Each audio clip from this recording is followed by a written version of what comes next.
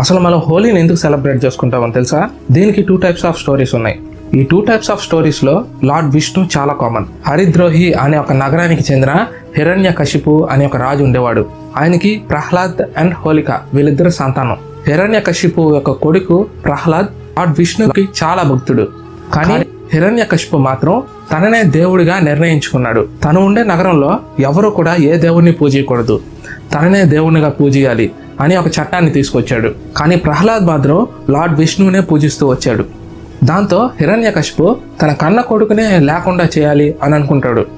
అంత దుర్మార్గంగా మారిపోతాడు. దాంతో హోలికాకి ఇట్లా చెప్తాడు, ఎట్లా అయినా సరే నీ సోదరుడైన ప్రహ్లాద్ని మంటల్లోకి తీసుకుని వచ్చేయాలి నువ్వు అని. హోలికాకి ఒక టైప్ ఆఫ్ శారీని అయితే ఇస్తాడు. ఆ శారీ మంటల్లో పడినా గానీ బాడీకి ఏం కాకుండా చూసుకుంటుంది. అలా అన్నమాటగానే చేస్తారు. హోలిక అండ్ ప్రహ్లాద్ ఇద్దరు కూడా మంటకి ఆహుతి అవుతూ ఉంటారు. హోలిక బయటకు వచ్చేస్తుంది.